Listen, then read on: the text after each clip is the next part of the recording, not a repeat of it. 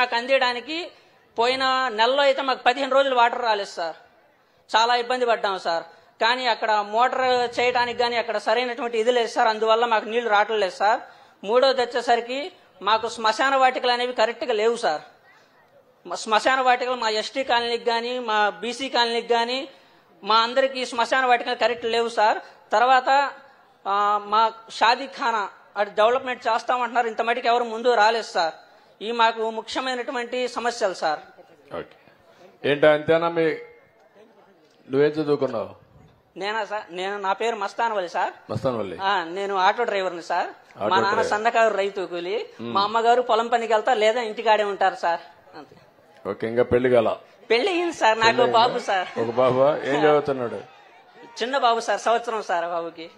చిన్న బాబు. అది sir. Auto driver గా ఎంత వస్తుంది? నాకు నెలకొచ్చి ఒక్కోసారి కిరాయిలుంటే 20,000 వస్తాయి, లేదంటే ఒక్కోసారి ఇంటికాడే ఖాళీగా కూర్చుంటాను సార్.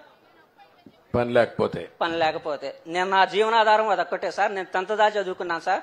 మా నాన్న నాకు చదివి లేక నేను కూడా ఆయనతో పాటు కూలి పనికి వెళ్ళాను సార్. మార్బుల్ పనికి వెళ్ళి తర్వాత మళ్ళీ ఆటో తీసుకుని స్థిరపడ్డాను సార్. మీ నాయన పైన కోపం ఉందా సార్? మీ నాయన పైన కోపంగా ఉన్నావా? కాదు సార్, కోపం లేదు సార్. చదివించలేదని కాదు సార్. ఆయన ఎందుకంటే ఆయనకు బాధ్యత ఉంది సార్ నా మీద, మా చెల్లి మీద బాధ్యత ఉంది సార్. మా చెల్లికి పెళ్లి చేయడం కోసం నన్ను కూడా ఆయనతో పనికి తీసుకెళ్లారు సార్.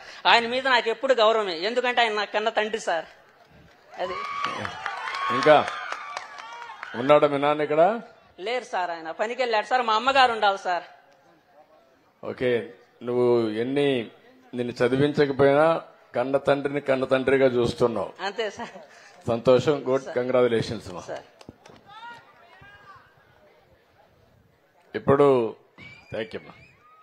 ఇట్రా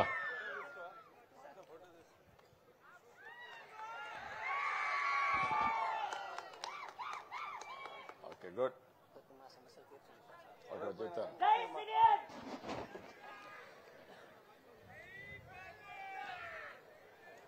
అందరికీ చెప్పాను సైకిల్ ఇప్పిస్తాం.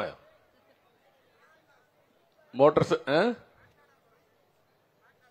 మైక్ అక్కడ రావాలి కదా. మైక్ అక్కడికి వెళ్తుందా? మైక్ అంటే ఆయనకి ఇవ్వండి. ఫిజికల్ హ్యాండిక్యాప్డ్ అక్కడ ఆ ఏరియాలో. నువ్వు కూర్చో తల్లి, నువ్వు కూర్చో. నువ్వు కూర్చో అమ్మా, కూర్చో.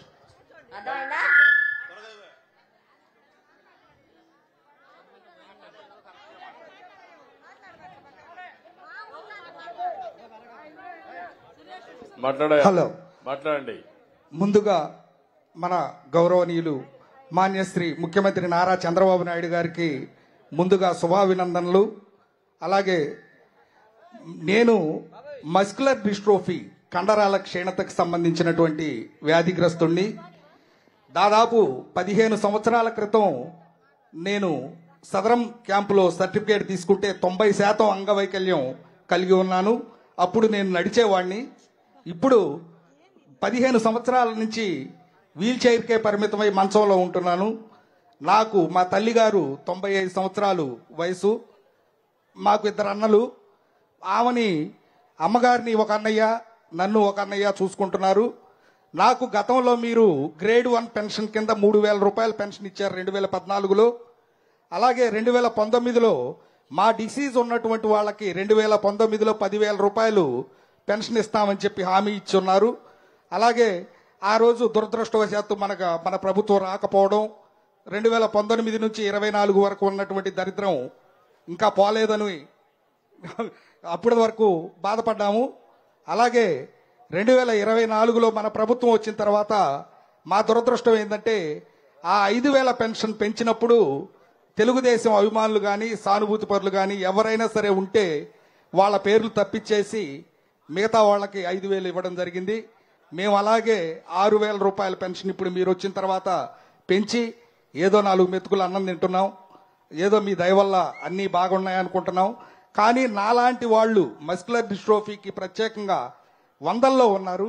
మన మండలంలో మన గ్రామంలో ఒక ముగ్గురు డిస్ట్రోఫీ పేషెంట్స్ ఉన్నారు. కావున దయచేసి అందరూ ఈ యొక్క 15,000 రూపాయల పెన్షను, అలాగే బ్యాటరీ ఆపరేటెడ్ వీల్ చైర్స్ ఉన్నాయి. అటువంటిది ఏదైనా సహాయం చేస్తే దాంతో పాటు మేము స్వయంగా ఏదన్నా పని చేసుకొని ఏదో విధంగా బతకడానికి అవకాశం ఉంటుంది. దయచేసి మా అభ్యర్థనని మన్నించి ఈ అవకాశం ఇచ్చినందుకు మీ అందరికీ జన్మతః రుణపడి ఉంటానని కోరుకుంటున్నాను. Thank you.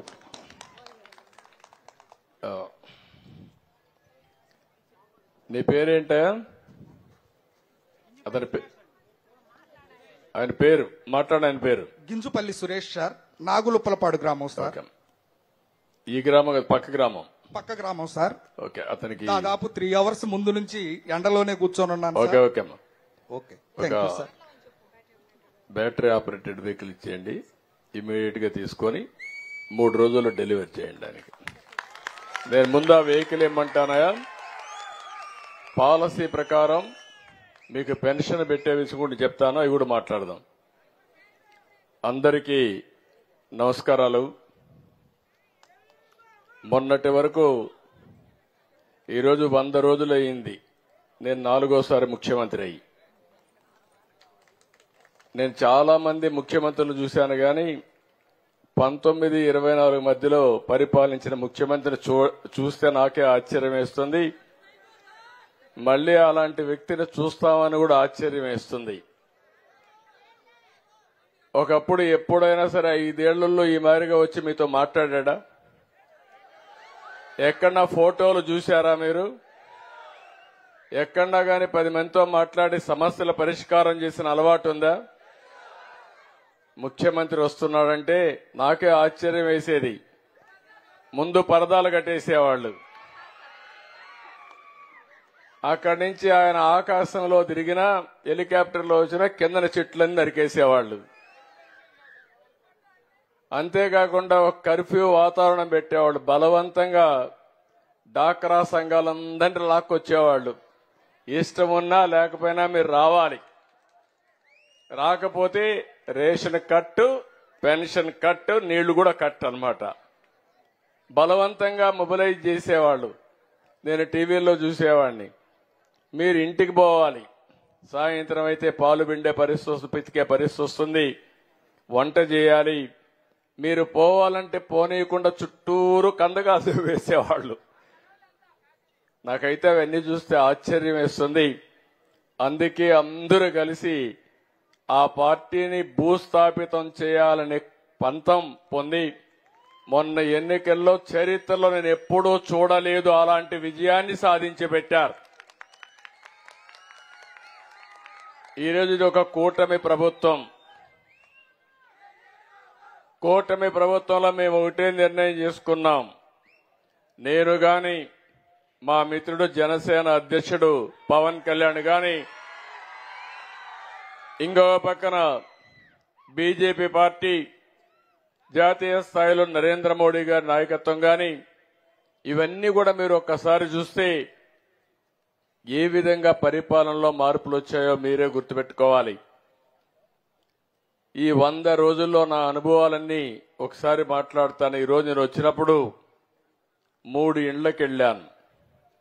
నేను వచ్చింది ఇక్కడికి నేరుగా మీ సమస్యలు తెలుసుకోవాలని, మీతో నేరుగా మాట్లాడాలని, సమస్యల్ని అర్థం చేసుకుని సమస్యలు పరిష్కారం చేయాలనే ఉద్దేశంతో ఇక్కడికి వచ్చాను.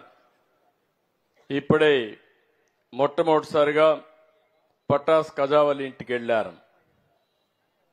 ఆయనకు ఒక తల్లి, అదే మరి ఇంకో పక్కన చూస్తే భార్యతో సహా ఒక కూతురు, ఒక కొడుకు. ఆ తల్లికి 4,000 రూపాయలు పింఛన్ ఇస్తున్నాం. మీరందరూ ఒక విషయం గుర్తుపెట్టుకోవాలి.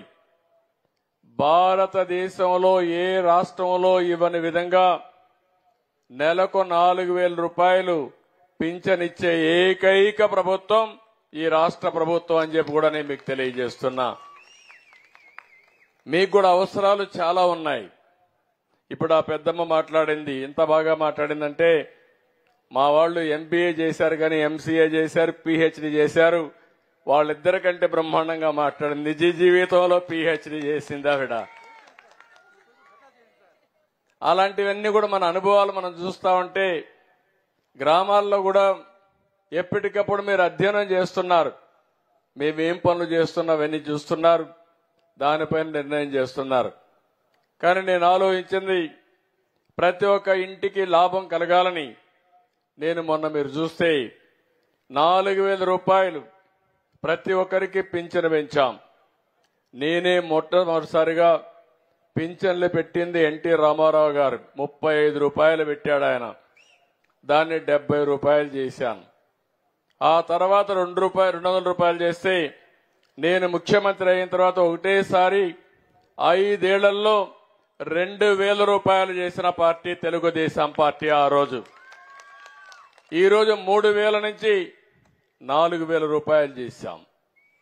సంవత్సరానికి 35,000 కోట్లు ఖర్చు అవుతుంది. ఈ ఊర్లో కూడా మీరు ఒకసారి చూస్తే చాలా మంది పింఛన్లు వచ్చేవాళ్ళు చూస్తా ఉంటే 395 మందికి పింఛన్లు వస్తున్నాయి. అంటే ఈరోజు మొత్తం 2,488 జనాభా ఉన్నారు. 851 ఇండ్లున్నాయి. కానీ అందులో 2 ఇండ్లకు ఒక ఇంటికి పింఛన్ ఇచ్చే కార్యక్రమానికి శ్రీకారం చుట్టాం. ఇది చాలా అంటే చాలదు. ఇంటింటికి అన్ని ఇవ్వాలనుకున్నాను కానీ ఇంకా రాబోయే రోజుల్లో సంపద సృష్టిస్తే తప్ప ఆదాయాన్ని పెంచే మార్గం లేదు. అందుకని ఒకేసారి మీరు చూశారు, నేను ఒక హామీ ఇచ్చాను. ఏప్రిల్ నుంచి పింఛన్ ఇస్తానని చెప్పాను. ఇచ్చిన మాట ప్రకారం ఏప్రిల్ నుంచి కూడా పింఛన్ ఇచ్చి ఒకేసారి 7,000 రూపాయలు మీ ఇంటికి తెచ్చిచ్చిన ఘనత ఈ ప్రభుత్వానిది. అంతేకాదు, మొన్నైతే మొదటి తారీఖు హాలిడే వస్తే ఉద్యోగస్తులు బాధపడతారని ఒకరోజు ముందే పింఛన్ ఇచ్చాం. అంటే ఒక పట్టుదల పెట్టుకుని, అది కూడా నేను ఒకే మాట చెప్పాను, ప్రతి నెల మొదటి తారీఖున పేదల సేవలో అనే పేరుతో నేను గాని మా ఎమ్మెల్యేలు గాని మా అధికార యంత్రాంగం కలెక్టర్ మొదలుకొని అందరూ కూడా ఈ పేదవాళ్ళ ఇంట్లోకి రావాలి, మీ కష్టాలు నేరుగా తెలుసుకోవాలి, ఇచ్చే సహాయాన్ని కూడా మేము ఇచ్చినప్పుడు ఉండే తృప్తి, రెండోది మీ కష్టాలు చూసి మీతో కూడా అనుసంధానం అయితే చాలా బాగుంటుందనే ఉద్దేశంతో చేశాం. ఈ ఇంట్లో నేను చూశాను, ఆర్థిక ఇబ్బందులుంటే 10వ తరగతి చదువుకునే అమ్మాయి నిలిచిపోయింది. ఆ అమ్మాయి పట్టుదల కూలి పని చేయించే పరిస్థితికి వచ్చారు. ఆ అమ్మాయి పట్టుదలతో 10th క్లాస్ ప్రైవేటుగా పెట్టి పాస్ అయ్యింది. కొడుకును చూశాను, ఆ అబ్బాయిని ఏం చేశారంటే చదువుకోనికుండా 9వ తరగతి చదువుతా ఉంటే మెకానిక్ పంపించారు, 300 రూపాయలు వస్తుందని. తండ్రి మామూలుగా ఈ కూలీ పని ఎక్కడ ఇండ్లు నిర్మాణం చేసి అక్కడికి వెళ్తున్నారు. తల్లి అయితే అక్వాకల్చర్ పక్కన చేపలు అవన్నీ ఉంటే అక్కడ పనిచేస్తుంది. మొత్తం ఆ కుటుంబం బ్రతకడానికి పిల్లల్ని కూడా చదువుకు మానేశారు. ఇంకో పక్క ఇల్లు కట్టుకున్నారు. ఆ రోజు ఇల్లు కడితే ఆ డబ్బులు దగ్గర మీరు చూస్తే 65,150 రూపాయలు ఇవ్వకుండా 5 సంవత్సరాలు ఇబ్బంది పెట్టారు. ఇవన్నీ చూసిన తర్వాత నాకు అనిపించింది, ఆ ఇద్దరి పిల్లల్ని మళ్లీ చదివించాలని ఈ ప్రభుత్వం నిర్ణయించాం. తప్పకుండా ఆ పిల్లల్ని చదివిస్తానని చెప్పి మీ అందరికీ హామీ ఇస్తున్నా. అవసరమైతే ఆ అమ్మాయిని రెసిడెన్షియల్ స్కూల్లో పెడతాం, ప్రభుత్వం చదివిస్తాం. అబ్బాయిని కూడా చదివించమన్నాను. చదివించిన తర్వాత అవసరమైతే తొందరలోనే మనం అనుకున్న ప్రకారం తల్లికి వందనం కింద ఇద్దరికి కూడా 30,000 రూపాయలు వస్తుందని చెప్పి కూడా ఈ సందర్భంగా మీకు హామీ ఇస్తున్నా. అదే సందర్భంలో ఆవిడకి ఇవ్వాల్సిన చెక్ పెండింగ్ ఉంది. ఇప్పుడే కలెక్టర్ గారికి ఆదేశాలు ఇచ్చాను. మీ అందరి సమక్షంలో ఆ అమ్మాయికి చెక్ కూడా అందజేస్తున్నాం. ఇక్కడే ఆ అమ్మాయి ఇక్కడ ఉంది. ఆ అమ్మాయికి కూడా ఈరోజు 65,150 రూపాయలు చెక్ ఉంటే 5 ఏళ్లుగా ఇబ్బంది పెట్టారు. ఇమ్మీడియట్ గా చెక్ కూడా అమ్మాయికి అందిస్తున్నారని చెప్పి కూడా నేను మీకు తెలియజేస్తున్నా. తీసుకో అట్రమ్మా, అడ్డుడమ్మా. ఇది ఎందుకంటే ఆ అమ్మాయికి రావాల్సిన డబ్బులు 5 సంవత్సరాలు ఇవ్వకుండా ఇబ్బంది పెట్టారు. అందుకే పిల్లల్ని కూడా చదువుకు నిలిపేసి అప్పులు కట్టుకుంటూ పిల్లల్ని కూలి పనికి పంపించే పరిస్థితి వచ్చింది. ఇలాంటి దుస్థితి రాకూడదని నేను కోరుకుంటున్నా. తప్పకుండా ఆ కుటుంబాన్ని ఆదుకుంటాం, అన్ని విధాల న్యాయం చేస్తాం. ఏంటమ్మా, ఏమైనా మాట్లాడాలనా? ఓకే అమ్మా, థ్యాంక్ యూ అమ్మా. ధైర్యంగా ఉండి, ధైర్యంగా ఉండి. నేను చెప్తాను. మైకి బా.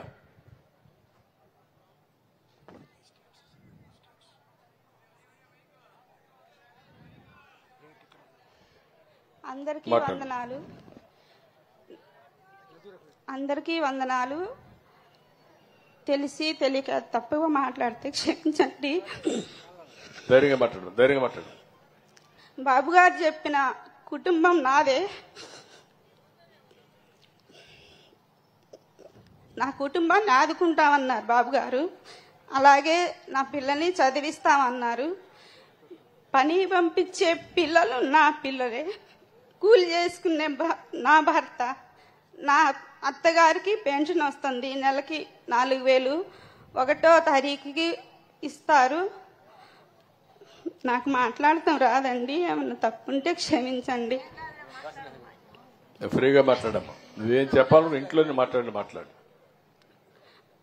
గత సంవత్సరంలో బాబు గారి హయాంలో నేను ఇల్లు కట్టుకున్నాను సార్.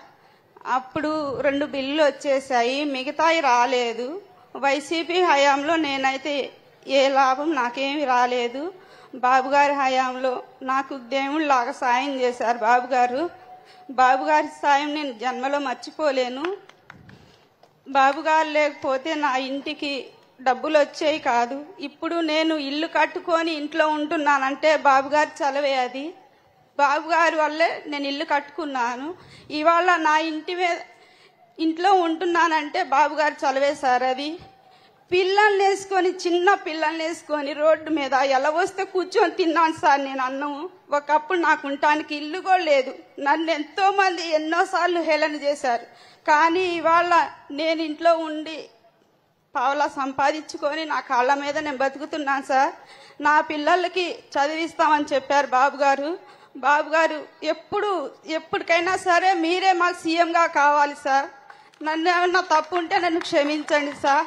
ఇంత వరదలు వచ్చి వానలు వచ్చినా కూడా మీరు చేసి వాళ్ళకి భోజనాలు కానీ ఏదైనా సరే వాళ్ళకి సాయం చేశారు.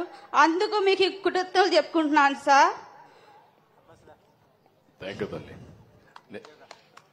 ఇప్పుడు ఆ అమ్మాయి పిల్లల్ని చదివించాలనే ఆకాంక్ష ఉంది, ఇల్లు గడవదనే బాధ ఉంది, అప్పుల బెడదుంది. అందుకే ఆ అమ్మాయి చదివించలేకపోయింది. కానీ గిల్టీగా కూడా ఫీల్ అవుతుంది, పిల్లల్ని చదివించలేకపోయానని. నా పిల్లకి చదువు అంటే చాలా ఇష్టం సార్, కానీ చదివించలేకపోయాను. నేను 9th వరకే ఆపేసి నాతో పొలం పని తీసుకెళ్లి పొలం పని చేయించాను పిల్లకి నేను. కానీ నా పిల్ల నేను చదువుకుంటానమ్మా అనలేదు. కానీ మొన్న 2023లో పిల్లకి 10th క్లాస్ ఎగ్జామ్ రాపిచ్చాను. ధైర్యంగా. ఇప్పుడు మీరు ఈ అమ్మాయిని చూశారు. ఆ అమ్మాయిది ఒక చరిత్ర. పరిస్థితుల యొక్క ప్రభావం వల్ల పిల్లల్ని చదివించలేకపోయి కడాన మానసిక క్షోభ అనుభవిస్తూ నేను తప్పు చేశారని ఆ పాపను ప్రైవేటుగా మళ్ళా 10th క్లాస్ చదివించింది. పరీక్షల్లో పాస్ అయింది. అందుకే నేను చెప్పా, ఇంటర్మీడియట్లో నేను హాస్టల్లో చేర్చి పూర్తిగా ప్రభుత్వమే భరించే విధంగా ఇక్కడే రవి ఉన్నాడు, ఆయన స్కూల్లో పెడతానంటున్నాడు. ఇమీడియట్ గా ఆ స్కూల్కి పంపించే బాధ్యత తీసుకుంటాం. ఆ హాస్టల్లో పెట్టి పూర్తిగా ప్రభుత్వమే చదివించే బాధ్యత తీసుకొని అన్ని విధాలు ఆదుకుంటానమ్మా. మీ అబ్బాయిని కూడా బాగా చదివించానమ్మా. Thank you. ఇప్పుడు ఇక్కడ మీరు చెప్పినట్టు మనం 4,000 రూపాయలు పింఛన్ ఇస్తామంటే మన తర్వాత తక్కువ ఇచ్చే పింఛన్లు చూస్తే 2,500 రూపాయలు హర్యానా ఇస్తున్నారు. అంటే మనం ఇచ్చేది అన్ని రాష్ట్రాల కంటే, ధనిక రాష్ట్రాల కంటే ఎక్కువ ఇస్తున్నామంటే అది పేదవాళ్లపై నుండే అభిమానం. అయితే ఇప్పుడే మిత్రుడు చెప్పాడు, ఈ పెన్షన్లు కూడా గడచిన 5 సంవత్సరాల్లో అస్తవ్యస్తంగా చేశారు, రాజకీయంతో చేశారు. కొంతమంది వికలాంగులు కాకపోయినా వికలాంగులుగా చూపించి పింఛన్లు ఇచ్చేశారు. నేను ఈరోజు అందరికి కూడా ప్లెయిన్ గా ఇచ్చాను. కానీ ఒకటే ఆమె ఇస్తున్నా, ఇదే మారిగా గ్రామ సభ పెట్టి ఆ ఊర్లో ఇచ్చే పింఛన్లన్నీ కూడా ఎవరైతే అర్హులున్నారో వారందరికీ ఇచ్చే ఏర్పాటు చేస్తాను. అక్టోబర్ నెల మొత్తం ఈ కార్యక్రమానికి కేటాయిస్తాం. వాళ్ళ ఆర్థిక పరిస్థితులేంటి, వాళ్ళ యొక్క కొంతమంది దివ్యాంగులుంటే ఎలాంటి దివ్యాంగులు వాళ్ళ 6,000 రూపాయలకి ఎలిజిబిలిటీ ఉందా, 8,000 రూపాయలు 10,000 రూపాయలు ఇస్తున్న 10,000 రూపాయల లేకుంటే 15,000 రూపాయలు ఇవ్వాలని అధ్యయనం చేసి మొత్తం వారందరికీ కూడా న్యాయం చేస్తాను. కొన్ని దిక్కలు నేను చూశాను. డాక్టర్లను కూడా గట్టిగా చెప్తున్నా, మీరు అడగరని తప్పులు ఎక్కువ చేస్తే వికలాంగులు కాని వాళ్ళకు కూడా పింఛన్లు రికమెండ్ చేస్తే మీ ఉద్యోగానికే ప్రమాదం ఉంటుంది. వెరిఫై చేస్తే నేను పేదల పట్ల ఎంత ఉదారంగా ఉంటానో తప్పులు చేసిన వాణ్ణి మాత్రం వదిలిపెట్టనని వారికి కూడా హెచ్చరిక చేస్తున్నానని చెప్పి కూడా నేను మీకు తెలియజేస్తున్నా. ఈరోజు ఈ ప్రభుత్వం ఉండేది పేదల కోసం ఉంది తప్ప కొంతమంది మొన్నటి వరకు ముఖ్యమంత్రిగా పనిచేసినటువంటి వ్యక్తి శిష్యులు కొంతమంది తయారయ్యారు. ఊరికొక సైకో తయారయ్యారు. ఆ సైకోలు తయారై గవర్నమెంట్ అంటే లెక్కలేనితనం వచ్చింది. ఎదురుదాడి చేస్తే భయపడిపోతారనుకుంటున్నారు. నేను ఎదురు దాడి చేస్తే భయపడను, తాట తీస్తాను తప్పు చేసిన వాళ్ళని మరొక్కసారి హెచ్చరిస్తున్నా. ఆ విషయాలు కూడా నేను మీతో మాట్లాడతాను. ఈరోజు ఇంకొక పక్క మీరు ఒకసారి చూస్తే రెండో ఇల్లు మద్దిరాలపాడులోనే ఈ ఊర్లోనే ఒక అలుదాసు శ్రీను బీసీ గౌడ కులస్తుడు, భూమి లేదు, వేరే ప్రాంతాల నుంచి ఈ ఊరికి వచ్చి సెటిల్ అయ్యాడు. భార్యాభర్త ఇద్దరు పండ్లు అమ్ముకుని ఒక 400-500 రూపాయలు సంపాదించుకుని వాళ్ళు ఎంత ధైర్యంగా ముందుకు పోయారంటే, ఇద్దరు పిల్లలుంటే ఇద్దరిని ఇంజనీరింగ్ చదివిస్తున్నారు. ఇంజనీరింగ్ 2వ సంవత్సరం ఒక అబ్బాయి, మొదటి సంవత్సరం ఒక అబ్బాయి. అప్పు చేసి పిల్లల్ని చదివించారంటే మనస్ఫూర్తిగా కుటుంబాన్ని అభినందిస్తున్నాను. కంగ్రాచులేషన్స్ కూడా తెలియజేస్తున్నా. ఇదొక స్ఫూర్తి. నేను ఆ అబ్బాయిని చూశాను. ఇల్లు కూడా 40 ఏళ్లే, అతను 45 సంవత్సరాలు, భార్యకు 40 సంవత్సరాలు. అప్పుడే షుగర్ వచ్చింది. ఏంటా ఈ వయసులో షుగర్ అంటే ఎక్కువ టెన్షన్ అయిపోయింది అన్నాడు. నీకు టెన్షన్ దేనికోసం అంటే పిల్లల్ని చదివించాలి, మళ్ళీ నేను ఇలాంటి పనులన్నీ చేయాలి, నేను పోయి పళ్ళు తీసుకొస్తాను, నా భార్య అమ్ముతుంది, దీనివల్ల పిల్లల్ని చదివించి పైకి వస్తున్నాం అంటే ఇల్లు లేదంటే ఇల్లు శాంక్షన్ చేయమన్నాను. ఇంటి జాగా కూడా లేదు. ఇప్పుడే సర్పంచ్ గారు ఇక్కడ ఉన్నారు, కలెక్టర్ గారు ఉన్నారు. కనీసం ఈ ఊర్లో 200 మందికి ఇంటి జాగాలు ఇచ్చి ఇండ్లు కట్టించాల్సిన బాధ్యత ఉంది. ఇమ్మీడియట్ గా ల్యాండ్ ఎక్విజిషన్ చేసి ఎంతమంది ఉంటే ఎన్యూమరేట్ చేయండి, ఆ ల్యాండ్ కూడా అక్వైర్ చేయండి, అందరికీ ఇండ్లు కట్టించే బాధ్యత తీసుకుందాం. ఇమ్మీడియట్ గా ప్రారంభించమని కూడా చెప్తున్నా. అందులో మొదటి ఇల్లు ఆ సీనుకి ఇస్తామని చెప్పి మీ అందరికీ హామీ ఇస్తున్నా. నిన్ననే నేను ఒక పాలసీ తీసుకున్నాను. ఏదైతే చేతి వృత్తులపైన ఆధారపడినటువంటి ఇలాంటి వారికి భవిష్యత్తులో కొన్ని దిక్కుల్లో కొన్ని రిజర్వేషన్లు పెట్టాం. ఈరోజు గౌడలున్నారు, ఈడుగులున్నారు, వాళ్ళు కళ్ళు గీస్తారు, అలాంటి వృత్తిపరంగా ఉన్నారు. కాబట్టి ఏవైతే బ్రాందీ షాపులు ఉన్నాయో అందులో 10% రిజర్వేషన్లు పెట్టాను. అందులో ఒక షాపు ఈ కుర్రాడికి ఇమ్మని చెప్పి ఆదేశాలు కలెక్టర్ గారికి ఇచ్చాను. అది కూడా ఇస్తామని చెప్పి కూడా నేను మీకు తెలియజేస్తున్నా. కనీసం 10 రూపాయలు సంపాదించుకుంటే ఒక గౌడు కులస్తుడైనటువంటి ఆ వ్యక్తి వాళ్ళ కుల వృత్తి కూడా కళ్ళు తీసుకునే వృత్తి ఆ కుటుంబం పైకి వస్తుంది. అది కూడా చేయమన్నాను. రెండోది, 2 పిల్లలు చదివిస్తున్నారు. ఆ 2 పిల్లలు కూడా స్కాలర్షిప్లు ఇప్పించి 2 చదివించే బాధ్యత తీసుకుంటామని చెప్పి కూడా నేను మీకు తెలియజేస్తున్నా. ఇది కాకుండా ఇంకొక ఇంటికి వెళ్ళాను, తాళ్ళూరు జగ్గయ్య, ఆయన తల్లికి పింఛనిస్తున్నాం. ఆ అమ్మాయి ఆవిడ కూడా పెద్ద ఆవిడ్ని పరామర్శించాం. ఆడి నుంచి వచ్చాను ఇక్కడికి. నేను ఇక్కడ వచ్చినప్పుడు మీరు ఒక్కసారి చూస్తే నేను ఒకటే మీ అందరినీ విజ్ఞప్తి చేస్తున్నా. ఈరోజు 100 రోజులు అయింది. 100 రోజుల్లో మీరు చూస్తే నేను ఎక్కడన్నా మీటింగ్ పెట్టాలంటే 1 లక్ష మందితోనో 2 లక్షల మందితోనో మీటింగ్ పెట్టచ్చు. నా ఉద్దేశం అది కాదు. ఒక గ్రామంలోకి రావాలి, ఒక గ్రామ సభ పెట్టాలి. ఇప్పుడే ఎమ్మెల్యే గారు చెప్పారు, నిన్నైతే ప్రోగ్రాం శ్రీకాకుళం పెట్టుకున్నాం. ఆ ప్రోగ్రాం అక్కడ వర్షాలు పడుతున్నాయి, వాతావరణం అనుకూలించలేదు. ఎక్కడ బాగుందంటే ఈ ఊరైతే బాగుంటుందని మా వాళ్ళు సజెస్ట్ చేస్తే నేరుగా ఇక్కడికి వచ్చారు. ఏది మద్దిరాలపాడుకు వచ్చాను. అందుకనే రాత్రి చెప్పాం, ఇక్కడికి వచ్చాం, మీరు బ్రహ్మాండంగా ఆర్గనైజ్ చేశారు.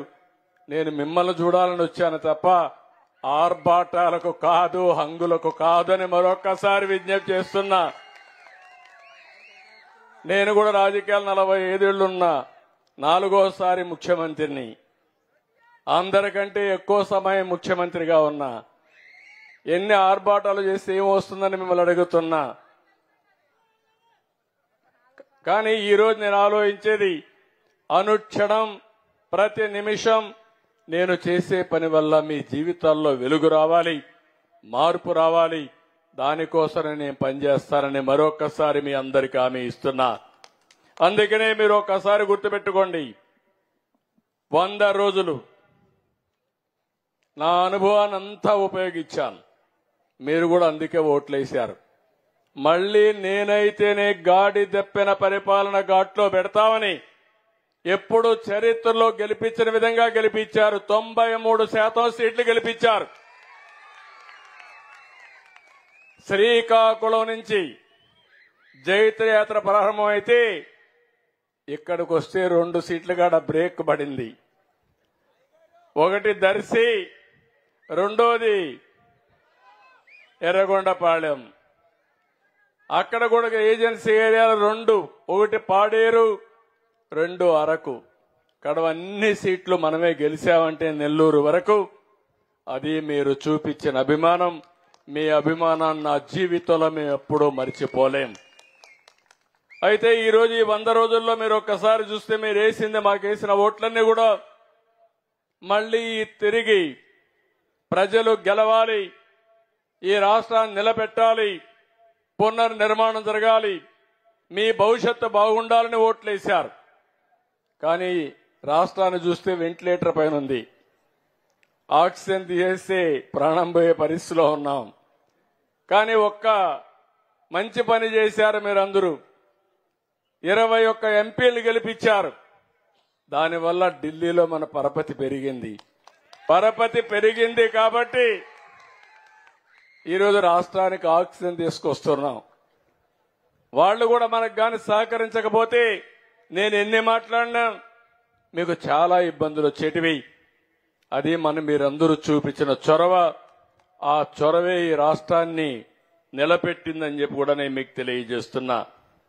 ఈరోజు నేను చాలా గర్వంగా కూడా చెప్తున్నాను.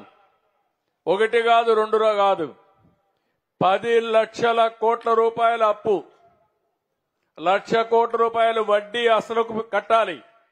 కట్టకపోతే బ్యాంకులంతా మన ఆస్తులు జప్తు చేస్తారు. ప్రభుత్వానికి కూడా ఆస్తులున్నాయి, ప్రభుత్వానికి కూడా పరువు ఉంది. డబ్బులు కట్టకపోతే ఆస్తులు జప్తు చేస్తే, లేకపోతే మీకు డబ్బులు ఇవ్వని బ్లాక్ లిస్ట్ లో పెడితే మన పరువు పోతుంది. ఒక పక్క పరువు కాపాడుకోవాలి, ఇచ్చిన మాటను నిలబెట్టుకోవాలి. ఈ 2 మధ్య ముందుకు పోతున్నానని చెప్పి కూడా నేను మీకు తెలియజేస్తున్నా. ఈరోజు మీరు ఒకసారి చూడండి, నేను వాస్తవాలన్నీ మీ ముందర పెట్టాను. 7 వైట్ పేపర్లు పెట్టాను. 100 రోజుల్లో అన్ని డిపార్ట్మెంట్లు సమీక్షలు చేశాను. సమీక్షలు చేస్తా ఉంటే నాకే షాకింగ్ న్యూస్ వస్తా ఉంది. డిపార్ట్మెంట్ లో కేంద్రం ఇచ్చిన డబ్బుల్ని వాడేసి, డైవర్ట్ చేసి, ఒక విధంగా దుర్వినియోగం చేసి, కడాన దేనికి ఖర్చు పెట్టామో చెప్పకుండా తిరిగి మనకిచ్చే డబ్బులు కూడా రాకుండా పోయే పరిస్థితి వచ్చింది. ఒక ఉదాహరణ, పంచాయతీ రాజ్లో ఫైనాన్స్ కమిషన్ ఇచ్చే 990 కోట్ల రూపాయలు ఇవ్వకుండా ఇప్పుడు రావాల్సిన డబ్బులు 1200 కోట్లు మిగిలిపోయే ఇవ్వకుండా అడ్డం పెట్టే పరిస్థితికి వచ్చారు. ఇప్పుడు ఆ 990 కోట్లు ఇచ్చాను, 1200 కోట్లు వచ్చాయి. ఇప్పుడు సర్పంచులందరికీ కాస్తో కూస్తో వెసులుబాటు వచ్చి పనులు చేసే స్థాయికి తీసుకొచ్చావంటే అది గాడి దప్పిన పరిపాలన ఘాట్లో పెట్టడం అని చెప్పి కూడా నేను మీ అందరికీ విజ్ఞప్తి చేస్తున్నా. ఒక రంగమని కాదు, అన్ని రంగాలలో ఇదే పరిస్థితి. ఈరోజు ఇక్కడుంది మీ ఊరు పక్కనే ఏదైతే రిజర్వాయర్ ఇక్కడనే గుండ్లకమ్మ ఉంది. కేంద్ర ప్రభుత్వం ఒక బంగారం లాంటి ఒక కార్యక్రమాన్ని ఇచ్చారు. అంటే గుండ్లకమ్మ నుంచి ఈ చుట్టుపక్కల 5-6 నియోజకవర్గాల్లో మల్టీపర్పస్ వాటర్ స్కీమ్ పెట్టి పైప్ లైన్ల ద్వారా ఇంటింటికి కొళాయి ద్వారా నీళ్లిచ్చే కార్యక్రమం 5 ఏళ్లయింది. ఒక్క ఊరికి నీళ్లిచ్చిన దాఖలాలు లేవు. దీనికి వాళ్ళు ఇచ్చిన ప్రోగ్రాం చూస్తే మేము 50% ఇస్తాం, మీరు ఒక 50% పెట్టుకోండి, రెండో పెట్టుకొని మీరు ఎంతైనా పర్వాలేదని ఒక్కొక్క రాష్ట్రం 1 లక్ష కోట్ల రూపాయలు ఖర్చు పెట్టే పరిస్థితికి వచ్చారు. కొన్ని రాష్ట్రాల్లో 70,000 కోట్ల రూపాయలు ఖర్చు పెట్టారు సిరిసగ వేసుకొని. దీనివల్ల ఇంటింటికి కొళాయి ద్వారా నీళ్లు ఇచ్చారు. మన రాష్ట్రంలో దౌర్భాగ్యం 3,000, 2,000 కోట్లు కూడా ఖర్చు పెట్టకుండా, ఇచ్చిన డబ్బులకి లెక్క చూపించకుండా, ఇచ్చిన డబ్బులు రిలీజ్ చేయకుండా ఇష్టానుసారంగా చేస్తే నిన్నే నేను చెప్పా, మళ్లీ ఒకసారి స్ట్రీమ్ లైన్ చేద్దాం. తప్పకుండా ఎక్కడెక్కడ జిల్లాలున్నాయో 26 జిల్లాలకి నీళ్లిచ్చే బాధ్యత, ఇంటింటికి కొళాయి ద్వారా నీళ్లు సరఫరా చేసే బాధ్యత ఈ ప్రభుత్వం తీసుకుంటామని చెప్పి చాలా స్పష్టంగా హామీ ఇచ్చాం. ఈ డిపార్ట్మెంట్ పవన్ కళ్యాణ్ గారు చూస్తారు, ఆయన కిందనే వస్తుంది. నిన్నే సమీక్ష పెట్టాం. సమీక్ష పెట్టి ఒక నిర్ణయం చేశాం. ఒక 550 కోట్ల రూపాయలు శాంక్షన్ చేస్తే ఇంకొక 600 కోట్లు వస్తుందంటే ముందు తీసుకురమ్మని చెప్పాను. ఒక 60,000 కోట్ల రూపాయలు దగ్గర అదనంగా ఖర్చు అవుతుందంటే అవి కూడా చేయమన్నాను. ఈరోజు ఇలాంటి ఇక్కడ ఒక స్కీమ్ ఉంది, వాటర్ స్కీమ్ ఉంది. ఆ వాటర్ స్కీమ్ను చూస్తే ఎప్పుడో కట్టిన వాటర్ స్కీము ఇప్పుడు కూలిపోయే పరిస్థితిలో ఉంది. అలాంటి వాటర్ స్కీమ్స్ అన్ని కూడా మళ్లీ కొత్తగా కట్టుకునే అవకాశం ఈ జల్ జీవన్ మిషన్ లో ఉంది. దాన్ని కూడా ఉపయోగించకుండా ముఖ్యమంత్రి ఇష్టానుసారంగా ముందుకు పోయాడంటే మీరు గుర్తుపెట్టుకోవాలి. అందుకే నేను మీకు ఇచ్చినట్టు 7 వైట్ పేపర్లు ఇచ్చాను. చాలా స్పష్టంగా ఎక్స్ప్లెయిన్ చేశాను. ఎంత దోపిడీ చేశారు, ఎన్ని డిపార్ట్మెంట్లు విధ్వంసం చేశారు, ఎన్ని వ్యవస్థలను నాశనం చేశారు, ఎన్ని లక్షల కోట్ల రూపాయలు అప్పు చేశారో అన్ని కూడా మీకు ఇచ్చే పరిస్థితికి వచ్చాను. అవన్నీ ఇచ్చిన తర్వాత అన్ని డిపార్ట్మెంట్లని ఈరోజు స్ట్రీమ్ లైన్ చేస్తూ ముందుకు పోయే పరిస్థితికి వచ్చాం. నేను ఒకే ఒక విషయం మీ అందరికీ విజ్ఞప్తి చేస్తున్నాను. ఈరోజు మీరందరూ ఇక్కడ సమావేశమైనప్పుడు అనేక విషయాలు మనం ఇక్కడ మాట్లాడుకుంటున్నాం. ఇప్పుడే ఒక కుటుంబం అయితే మనం మాట్లాడినప్పుడు కొన్ని విషయాలు మాట్లాడారు.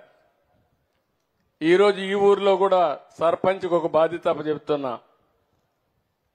ఈ ఊర్లో కూడా అమ్మా, మీ ఊర్లో నువ్వు సర్పంచ్ బాగా చదువుకున్నావు, ఒక ఎస్సీ కుటుంబం అయినా ఎంసీఏ చేసింది, మాస్టర్ కంప్యూటర్ సైన్స్ చేసింది, ఒక బాగా చదువుకున్న అమ్మాయి. కానీ మీ ఊర్లో కూడా జనాభా తగ్గిపోతా ఉంది.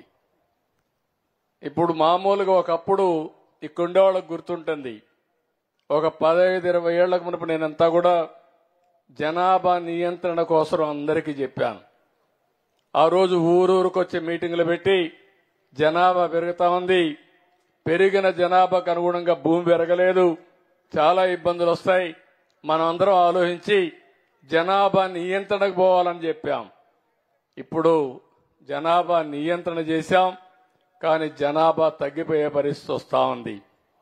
జనాభా ఎప్పుడు కూడా స్టేబుల్ గా ఉండాలంటే ప్రతి ఒక్క ఆడబిడ్డ సంతానోత్పత్తి 2.1 ఉండాలి. జీవిత కాలంలో కనీసం 2 కంటే ఎక్కువ సంతానాన్ని కల్పించే పరిస్థితిలో ఉండాలి. ఇప్పుడు అందరూ కూడా 1.6కు వచ్చేశారు. కొంతమంది 1.5 అంటే కొంతమంది పిల్లలు ఒకరే అంటున్నారు, కొంతమంది ఇంకా బాగా చదువుకుంటే తెలివి ఎక్కువైపోయింది. కాబట్టి double income, no kids, let us enjoy. అంటే ఇద్దరికి ఆదాయం వస్తుంది, పిల్లలొద్దు, ఎంజాయ్ చేద్దామనే పరిస్థితికి వచ్చారు. మీరు కూడా మీ తల్లిదండ్రులు ఆ మార్గం అనుకుంటే మీరు అసలు పుట్టేవాళ్లే కాదు. ఆ విషయం గుర్తుపెట్టుకోవాలని వాళ్ళందరికీ విజ్ఞప్తి చేస్తున్నా. ఇప్పుడు మనందరి మీద ఒక బాధ్యత ఉంది. మళ్ళీ అందరం కూడా ఎవరు కూడా పిల్లల్ని పుట్టించకపోతే మనమంతా చేసే పనులు పుట్టలకో చెట్లకో పనిచేయాల్సి వస్తుంది. ఆ విషయం అందరూ గుర్తుపెట్టుకోవాలి. మీ ఊరిలో కూడా జనాభా మేనేజ్మెంట్, నేను ఇప్పుడు కొత్త స్లోగన్ నేను తీసుకున్నది పాపులేషన్ మేనేజ్మెంట్ అన్నాను. మొన్నే మీరు చూశారు, రష్యా అధ్యక్షుడు పుతిన్ గారు మాట్లాడుతూ తెగ బాధపడిపోతున్నాడు. మా దేశం అంతా జనాభా తగ్గిపోయింది, ఈ జనాభా తగ్గిపోతే రేపు ఈ ముసలవాళ్లు చూసుకోవడానికి కూడా మనుషులు దొరకరు, కాబట్టి అందరూ కూడా జనాభాను పెంచమని చెప్పే పరిస్థితికి వచ్చాడు. ఇది మన దేశానికి మన రాష్ట్రానికే కాదు, ప్రపంచానికి మొత్తానికి ఒక సమస్యగా తయారైంది. చైనాలో, జపాన్లో, యూరోప్లో, ఇంకా చాలా దేశాల్లో జనాభా తగ్గిపోతా ఉంది. ముసలివాళ్లు పెరుగుతున్నారు, కుర్రవాళ్లు తగ్గిపోయే పరిస్థితికి వచ్చారు. నేను అందుకే మీ సర్పంచ్కి ఇంట్రెస్ట్ చేస్తున్నా. ఇప్పటి నుంచి డబ్బులు అడిగావు, అవన్నీ చేస్తాను. రేపటి నుంచి నేను అడగబోయేది మీ ఊర్లో జనాభా పాపులేషన్ మేనేజ్మెంట్ మీద ఇంటింటికి వెళ్లి వాళ్ళను కూడా ఎక్కువగా చెప్పి ఎక్కువ మంది జనాభా నియంత్రణ చేసే బాధ్యత, ప్రోత్సహించే బాధ్యత సర్పంచ్కి అప్పచెబుతున్నానని చెప్పి కూడా నేను మీకు తెలియజేస్తున్నా. ఏమమ్మా మీకు అర్థమైందా? మీ అందరికీ మగవాళ్ళకు అర్థమైందా? ఎక్కువ ఆడబిడ్డలకు పని చెప్పకుండా మీరు పనిచేసి పిల్లలు కూడా మేనేజ్ చేయడం అందరూ ఆలోచించుకోవాలి. అందరం కూడా ఒకటే గుర్తుపెట్టుకొని ఈ 5 ఏళ్లలో మనం గాని ఈ పని గాని చేయకపోతే మళ్ళా మనం చెప్పినా కూడా మన వాళ్ళు వినే పరిస్థితిలో ఉండరు. పరిస్థితులు చేయి జారిపోతాయి. చేయి జారిపోతే మళ్ళా చాలా సమస్యలు వస్తాయి. ఇప్పుడు ఒక విషయం గుర్తుపెట్టుకోవాలి, ప్రపంచంలోనే మనకు ఒక అడ్వాంటేజ్ ఉంది. ఐటీ నేను ఒకసారి ప్రమోట్ చేశాను. ఈ రోజు ఇద్దరిని మాట్లాడితే ఆడబిడ్డలు ఇద్దరు, ఒక ఆవిడ పిహెచ్డి చేసింది, ఒక ఆవిడ పోస్ట్ గ్రాడ్యుయేషన్ చేసింది. అది 25 ఏళ్లకు మునుపు నేను ప్రారంభించిన యజ్ఞం. ఆ ఫలితాలే ఇవన్నీ కూడా మంచి సత్ఫలితాలు వచ్చాయి. దానివల్ల ఈరోజు హైదరాబాద్ లో నాలెడ్జ్ ఎకానమీలో మనం నెంబర్ 1 గా తయారయ్యే పరిస్థితికి వచ్చాం. మామూలుగా కాదు, ఆస్తుల విలువ పెరిగింది, ఉపాధి అవకాశాలు వచ్చాయి. అక్కడి నుంచి విదేశాలకు వెళ్లారు. దేశంలోనే తలసరి ఆదాయం ఎక్కువ ఉండే రాష్ట్రం తెలంగాణ రాష్ట్రం. దానికి కారణం ఆ రోజు నేను వేసిన ఫౌండేషన్ అని చెప్పి కూడా నేను మీకు తెలియజేస్తున్నా. మీలో కూడా ఒక ఆలోచన పెట్టుకోండి, మనం కంటిన్యూగా ప్రభుత్వం ఉంటే ఎంత అభివృద్ధి అయ్యేదో మీరు ఒక్కసారి గుర్తుపెట్టుకోవాలి. మీరేం చేస్తున్నారని నేను బాగా పనిచేస్తే శభాష్ అంటున్నారు.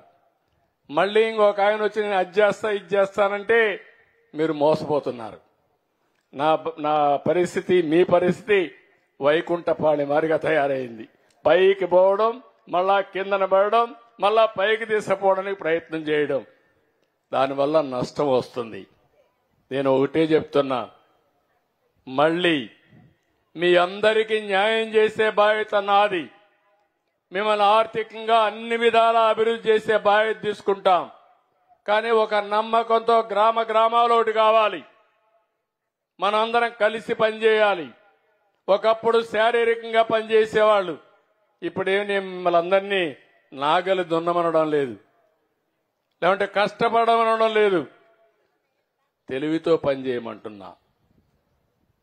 నేను ఒకప్పుడు సెల్ ఫోన్ విషయం మాట్లాడేవాడిని, ఇప్పుడు డ్రోన్స్ వచ్చాయి, సీసీటీవీ కెమెరాలు వచ్చేసాయి. మీకు ఏ పని కావాలన్నా నిమిషాల మీద మేఘాల మీద పనిచేసుకునే అవకాశాలు వచ్చాయి.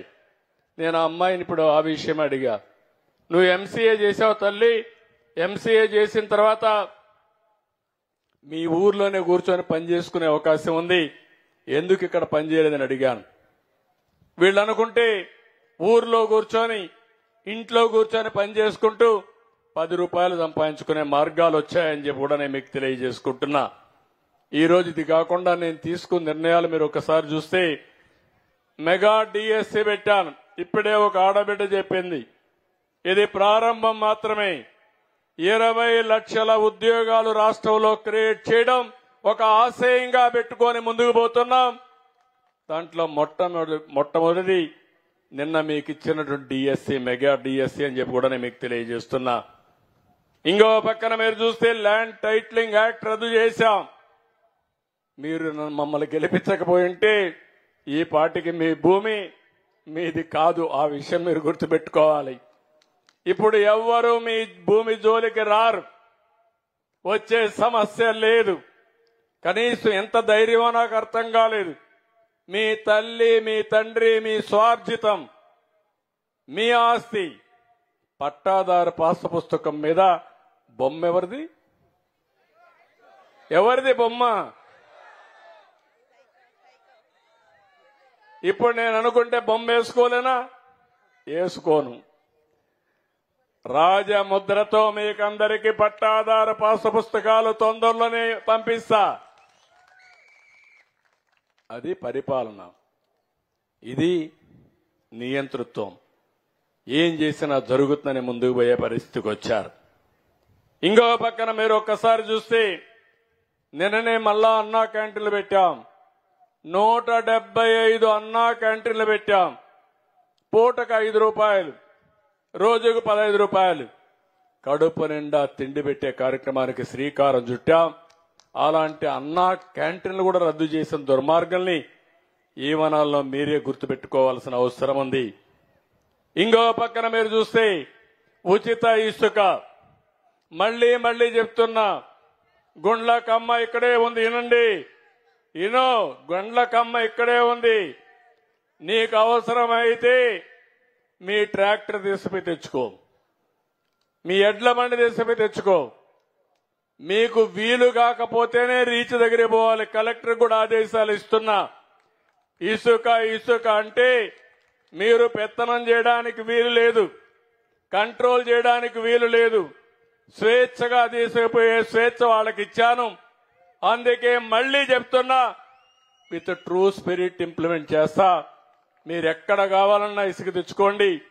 కానీ ఇసుక తీసుకుపోయేటప్పుడు లోతుకు దువ్వేస్తే మాత్రం అక్కడ నీళ్లు కూడా నిలవవు. దానివల్ల మీ పొలాలకే నష్టం వస్తుంది, భూగర్భ జలాలు ఇంకిపోతాయి. దాన్ని బ్యాలెన్స్ చేసుకుంటూ మీ ఊర్లో ఉండే ఇసుక ఎక్కడికో పోవాల్సిన పని లేదు. ఎడ్ల బండితో తెచ్చుకో, ట్రాక్టర్ తెచ్చుకో, నెత్తిన పెట్టుకొని తెచ్చుకో, నాకే బాధ లేదు. మీరు ఎక్కడన్నా అడిగితే మాత్రం ఇప్పుడు కూడా సర్పంచ్ కూడా చెప్తున్నా, ఒకవేళ అడ్డం పడితే నేరుగా మాకు ఒక్కసారి ఫోన్ చేయి, నేను డెఫినెట్ గా వచ్చి వీళ్ళని కంట్రోల్ చేస్తానని చెప్పి కూడా మీ అందరికీ తెలియజేస్తున్నా. రాష్ట్రం మొత్తం మెసేజ్ ఇస్తున్నా. నిన్న కూడా చెప్పాను, ఎక్కడన్నా కానీ ఇసుక దొరకని ప్రాంతాలుంటే అలాంటి వాళ్ళు 24 గంటలు ఎప్పుడైనా సరే మీరు రిజర్వ్ చేసుకుంటే అది తవ్వే ఖర్చు, local body seigniorage, transport version వరకు పెట్టి మొత్తం మీకు ఇచ్చే కార్యక్రమం తీసుకుంటామని చెప్పి కూడా నేను మీకు తెలియజేస్తున్నా. మద్యం దోపిడీ మొన్నే మీరు చూశారన్న నాసే రకం. మా మద్యం బాబులకి శుభవార్త కూడా నిన్నే చెప్పా. 99 రూపాయలకి నాణ్యమైన మద్యం ఇచ్చే బాధ్యత తీసుకున్నాం. మొన్నటి వరకు మీరు చూశారు 140 రూపాయలు తాగితే కడుపంతా కూడా మంట, అక్కడి నుంచి హార్ట్ పనిచేయదు, అదే మరి లివర్ పోయింది. దుర్మార్గుల పాలనలో మొనోపులే పెట్టి కడాన పేదవాళ్ల పొట్టగొట్టి ఆరోగ్యంతో ఆడుకుని డబ్బులు సంపాదించుకునే పరిస్థితికి వచ్చారు, ఇష్టానుసారంగా చేసే పరిస్థితికి వచ్చారు. ఈరోజు కేంద్ర ప్రభుత్వం కూడా కొన్ని మంచి పనులు చేస్తున్నారు, అవి కూడా మనం సద్వినియోగం చేసుకుందాం. ఆ కార్యక్రమాలను కూడా మనం సద్వినియోగం చేసుకుని ఈరోజు చూస్తే పోలవరానికి 12,500 కోట్లు ఇచ్చారు, అమరావతికి 15,000 కోట్లు ఇచ్చారు. ఇంకో పక్క 3 ఇండస్ట్రియల్ టౌన్షిప్ల కోసం 5,000 కోట్ల రూపాయలు శాంక్షన్ చేశారు. ఇంకో పక్క విశాఖపట్నం రైల్వే జోన్ కూడా యాక్సెప్ట్ చేశారు. ఇది కాకుండా 70 సంవత్సరాలు పైబడిన ప్రతి ఒక్కరికి 6 లక్షల వరకు హెల్త్ ఇన్సూరెన్స్ కూడా ఇచ్చే పరిస్థితికి వచ్చారు. ఇలాంటి అనేక కార్యక్రమాలు నిన్న కూడా కేంద్రం ఒకటి అనౌన్స్ చేశారు, 1 నేషన్ 1 ఎలక్షన్. మన దగ్గర ఒకే ఎలక్షన్ ఉంది. ఎందుకంటే ఒకేసారి ఎన్నికలు అయిపోవాలి. ఎన్నికలు అయిన తర్వాత 24 గంటలు ఈ పేదవాళ్ళని ఆర్థికంగా పైకి తేవడం, వీలైనంత వరకు సంక్షేమ కార్యక్రమాలు పెట్టి ముందుకు తీసుకుపోయే పరిస్థితి రావాల్సిన అవసరం ఉందని చెప్పి కూడా నేను మీకు తెలియజేస్తున్నా. తొందరలోనే ఇప్పటికే చాలా కార్యక్రమాలు చేశాం. ఇంకా చేయవలసిన కార్యక్రమాలు చాలా ఉన్నాయి. కానీ నిన్న మొన్న పార్టీ ఓడిపోయి చిత్తుగా ఓడిస్తే కూడా బుద్ధి లేకుండా ఇంకా అజ్జేలేదు ఇజ్జేలేదు పేపర్లు వేస్తారు. మొదటి 6 నెలల్లో ఒక్క పని చేయగలిగారా మీరు? ఏమీ చేయలే.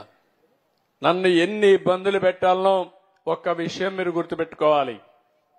ఇక్కడ అందరూ ఉన్నారు. ఇప్పుడే హనుమాన్కైతే నేను కొబ్బరికాయ కొట్టి ఇక్కడికి వచ్చాను. మీరందరూ కూడా ఆనందపడ్డారు. ఎందుకంటే మా ఊర్లో హనుమంతుడి గారికి హనుమాన్కైతే కొబ్బరికాయ కొట్టారని. మనందరికీ ఏ మతస్థులకి ఆ మతస్థం పైన విశ్వాసం ఉందా లేదా అని మిమ్మల్ని అడుగుతున్నా. ఉందా లేదా? ఉందంటే చేలు పైకెత్తండి. ముస్లింల మతం పైన అభిమానం ఉంది. ఒక పద్ధతులు ఉన్నాయి. క్రిస్టియన్స్కు ఉన్నాయి, హిందువులకు ఉన్నాయి. ఉన్నాయా లేదా మీకు? ఉన్నప్పుడు నేను అడుగుతున్నా, మీరు దేవుడికి పెడితే పవిత్రంగా దేవుడికి పెడతారా? మసీదుకు పోతే పవిత్రంగా మసీదుకు పోతారా? లేకుంటే ఇష్టానుసారంగా చేస్తారా? నేను మిమ్మల్ని అడుగుతున్నా. అలాంటి పవిత్రత తిరుమల తిరుపతి దేవస్థానంలో పవిత్రత దెబ్బతీసే పరిస్థితికి వచ్చారు. కడాన మీరు ఒక్కసారి చూస్తే లడ్డు ప్రసాదం నాసి రకం నెయ్యి వాడారు. మీరు వాడతారా అని మిమ్మల్ని అడుగుతున్నా. దేవునికి పెట్టినప్పుడు ఆవు నెయ్యి వాడతారా లేదా అని మిమ్మల్ని అడుగుతున్నా. అలాంటిది 320 రూపాయలకు నెయ్యి వస్తుందని నాసి రకం, వెజిటబుల్ ఫ్యాట్ అని, ఎనిమల్ ఫ్యాట్ అని, అలాంటివన్నీ దాన్ని కల్తీ నెయ్యి తీసుకొచ్చి దేవుడికి నైవేద్యం పెట్టే పరిస్థితికి వచ్చారు. ఇప్పుడు మాట్లాడుతున్నారు, నేను తప్పు చేయలేదు, టెండర్ పిలిచాను. మీ ప్రభుత్వం పిలిచింది, మీరు పిలిచారు. 320 రూపాయలకు నెయ్యి ఇస్తున్నారంటే ఆలోచించే పని లేదా? 500 రూపాయలు ఉంది. ఆవు నెయ్యికి 500 రూపాయలు కనీసం ఉంది. అలాంటిది 320 రూపాయలు పేరు పెట్టి ఏదైతే కల్తీ నెయ్యని ప్రజల మనోభావాలతో ఆడుకునే విధంగా ఆయన నెయ్యి తీసుకొస్తే ఆ మధ్యలో మీరు ఎవరన్నా కొండకు పోయారా? తిరుమలకు పోయారా? ప్రసాదం తిన్నారా? ఒకప్పుడు వైఎస్ఆర్ కాంగ్రెస్ పార్టీలో ఆ ప్రసాదం బాగుందా అని అడుగుతున్నా మిమ్మల్ని. బాగా లేదని వాళ్ళు చేలిపైకి ఎత్తండి.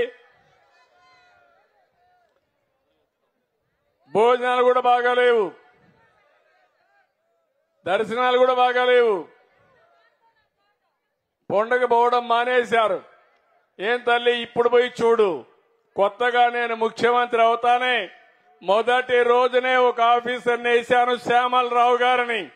ఒకే మాట చెప్పి పంపించాను. మళ్లీ నేను శభాషణాలంటే ప్రజలు మెచ్చుకునే పరిపాలన, దేవునికి సేవ చేయమని చెప్పి ఆయన పంపించా. ఈ రోజు నెయ్యి అంతా కూడా మార్చాడు. ఏదైతే కర్ణాటక ఫెడరేషన్ నందిని ఉందో ఆ నందిని నెయ్యి కొన్నాడు. ఇప్పుడు ప్రసాదం తిన్నారా అని మిమ్మల్ని అడుగుతున్నా. తిన్నారా ప్రసాదం? అప్పటికిప్పుడు బాగుందా లేదా అని అడుగుతున్నా మిమ్మల్ని. బాగుందంటే చేలిపైకెత్తండి. ఇది సైకో, నువ్వు చెప్పే మాటలకు వ్యత్యాసం. ప్రజలు అడుగుతున్నారు ఇప్పుడు, మా మనోభావాలు దెబ్బతీశారని. మనోభావాలు దెబ్బతీసినప్పుడు నాసిరకం నెయ్యి తీసుకొచ్చి, కల్తీ నెయ్యి తీసుకొచ్చి ఇష్టానుసారంగా చేసి క్షమించడాన్ని నేరం చేస్తే వదిలిపెట్టాలని మిమ్మల్ని అడుగుతున్నా. వదిలిపెట్టమంటారని మిమ్మల్ని అడుగుతున్నా. నంగనాచిగా మాట్లాడుతున్నారు. ఇక్కడే ఉన్నాడు మీ జిల్లాలో ఒక ఆయన చైర్మన్.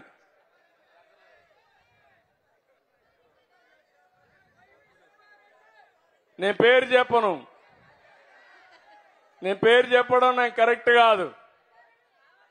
మొన్నే మీరు చూశారు, వరదలు వస్తే ఏదైతే అక్కడ ఉండే బుడమేరు గండ్లు పెట్టేశారు. బుడమేరు మొత్తం ఎన్క్రోచ్మెంట్లు చేశారు, అక్రమంగా ఎక్కడెక్కడ అమ్మేసుకున్నారు, ఇళ్లు కట్టేశారు. మొత్తం నాకు 10 రోజులు పట్టింది. 6 లక్షల మంది బాధపడ్డారు. ఆ సమయంలో 3 బోట్లు వదిలిపెట్టారు కృష్ణా నదికి. 11,50,000 క్యూసెక్స్ నీళ్లు వచ్చాయి. ఆ నీళ్లలో బోట్లు వస్తే ఎంత స్పీడ్ లో పోయి కొట్టాయో ఒకసారి ఊహించుకుంటే, అక్కడంతా కూడా పోయి డ్యామును కొట్టి ఏదైతే మధ్యలో ఉండే కాలమ్స్ని దెబ్బతీస్తే ఇరిగిపోయే పరిస్థితికి వచ్చింది. అదే గాని కాలమును గాని కొట్టుంటే ప్రాజెక్టే కొట్టుకోబోయే పరిస్థితి వచ్చేది. అంటే ఇలాంటి నేరస్తులు ఇప్పుడు అంటున్నారు నాకేం తెలియదని. బాబాయిని చంపి ఏం చేశారు తమ్ముళ్ళు అని మిమ్మల్ని అడుగుతున్నా. ఏం చెప్పారు? గుండెపోటు అని చెప్పారా లేదా? తర్వాత తెలిసిన తర్వాత నారాసుర రక్త చరిత్ర అని చెప్పాడా లేదా? నేరస్తులు చేసే నేరాలు వేరే వాళ్ళ పైన వేయడం వీళ్ళకి అలవాటు అయిపోయింది. అందుకే నేను చెప్పా మా పోలీసులకు కూడా, పోలీసులు జాగ్రత్తగా ఉండండి. ఈసారి నేరాలు చేస్తే మాత్రం మక్కలిరగొట్టాం తప్ప వదిలిపెట్టే సమస్య లేదు. రాజకీయ ముసుగులో నేరాలు చేయాలనుకుంటున్నారు మీరు, రాజకీయ ముసుగులో ఘోరాలు చేయాలనుకుంటున్నారు మీరు. మాట్లాడితే ఎదురుదాడి చేస్తారా? ఒక అమ్మాయి బాంబేలో ఉంటే ఒక యాక్ట్రెస్ ని ఇష్టానుసారంగా తీసుకొచ్చి మీకు సంబంధం లేని కేసుల్లో జైల్లో పెట్టి ఈరోజు మీ ఇష్ట ప్రకారం మళ్ళా వాళ్ళపైన యాక్షన్ తీసుకుంటే మాట్లాడతారా?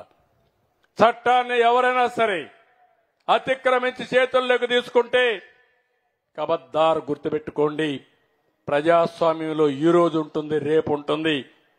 తప్పు చేసిన ఎవ్వరిని వదిలిపెట్టనని మరొకసారి ఈ సభ ద్వారా హెచ్చరిస్తున్నానని చెప్పి కూడా నేను మీకు తెలియజేస్తున్నా. ఇలాంటి సంఘటనలు నాకు మీరు గుర్తుపెట్టుకోవాలి. ఒక పక్క 24 గంటలు నాకు మీరే గుర్తుంటారు, ఇంకో పక్క నాకు సవాళ్ల మీద సవాళ్లు ఈ నేరస్తులు. ఏమీ తెలియని A2 మాట్లాడతాడు, నాకు అడ్మినిస్ట్రేషన్ తెలియదంట. నేను అడ్మినిస్ట్రేషన్ A2 దగ్గర నుంచి నేర్చుకోవాలి, A1 దగ్గర నుంచి నేర్చుకోవాలి. వీళ్ళు నాతో మాట్లాడతారు అంటే ఒక పద్ధతి లేనటువంటి పరిపాలన. అందుకే ఇవన్నీ వచ్చాయి. ఏది ఏమైనా నేను ఒకటే చెప్తున్నా, నా అటెన్షన్ ని ఎవ్వరూ డైవర్ట్ చేయలేరు. నేను ఒక యజ్ఞమార్గా చేస్తున్నా. గాడి తప్పిన పరిపాలన ఘాట్లో పెడతాను. మీరు నిండు మనసుతో ఆశీర్వదించండి. రాబోయే రోజుల్లో భారతదేశంలో నెంబర్ 1 ఎకానమీగా మన రాష్ట్రాన్ని తయారు చేసే వరకు కష్టపడతా, చేస్తా, చేసి చూపిస్తానని కూడా మీకు హామీ ఇస్తున్నా. గ్రామానికి వచ్చినప్పుడు ఇప్పుడే ఆడబిడ్డ అడిగింది డ్రైనేజ్ కావాలని. ఇంకో పక్క మంచినీటి వ్యవస్థ, ఇంటింటికి కొళాయి ద్వారా మంచినీళ్లు ఇవ్వాల్సిన అవసరం ఉంది. స్తంభాలు ఎప్పుడో వేశారు, అవి కూడా ఇబ్బందుల్లో ఉన్నాయి, అవి కూడా ఒకసారి చూడమన్నారు.